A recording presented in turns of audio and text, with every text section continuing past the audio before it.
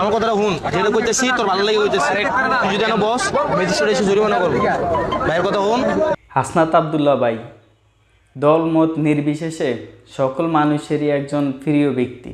ভাইয়ের কথা হুন, আমি হচ্ছে ব্যবস্থা করে দেই জেলা পরিষদের মার্কেটে, তোরা দেখবি উপবাজারটা আমি জনপ্রিয় করাই দেবো।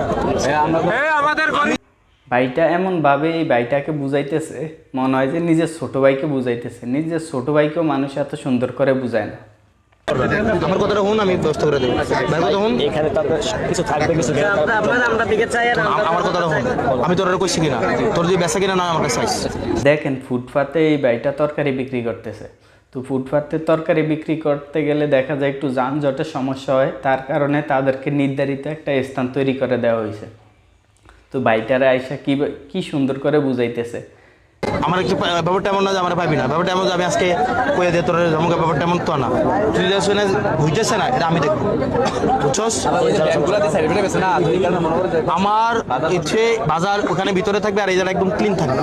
যে ওই জায়গায় যাইতে, যে জায়গায় এখন স্থান তৈরি করা হয়েছে ওই জায়গায় যাইতে, আর তার যাতে আরও ভালো বেচা বিক্রি হয়, মানে ওই ব্যবস্থা করে দিবে। এত সুন্দর করে বুঝায় মানুষকে। দেখেন ভাই, আপন ভাইকেও মানুষ এইভাবে বুঝায় না। ভাই আপনাকে আসলে যতই দেখি ততই ইমপ্রেস হই, ততই আপনার প্রতি কৃতজ্ঞতা বাড়ে। আমরা তো এরকম বাংলাদেশটাই চেয়েছিলাম। আমার কথা বুঝছস? যারা বলবে জেলা পরিষদে চলে যেতে হবে, আমার কথাটা বুঝছস কিনা? এটা আমি আমার একটু হেল্প করতো না, তোরা যদি হেল্প না করো আমি কই যাবো? তোরা যদি হেল্প না করো সেখানে হচ্ছে তোর মুরব্বীরা তো হেল্প করে না আমার, মানে তোরা যদি হেল্প করো আমি কইলাম তো আমি তোর দায়িত্ব নিতেছি। আচ্ছা ঠিক আছে, ইনশাআল্লাহ আপনার পাশে আগেও আমার কথা দিচ্ছিস তো তোরা? আপনার কর্মকাণ্ড, আপনার কাজকর্ম সব কিছুই আসলে প্রতিটা মানুষের হৃদয় ছুঁয়ে যায়। আপনি প্রতিটা মানুষের হৃদয়ের কথা বলেন। আপনার প্রতি হাজারো রেসপেক্ট, হাজারো ভালোবাসা।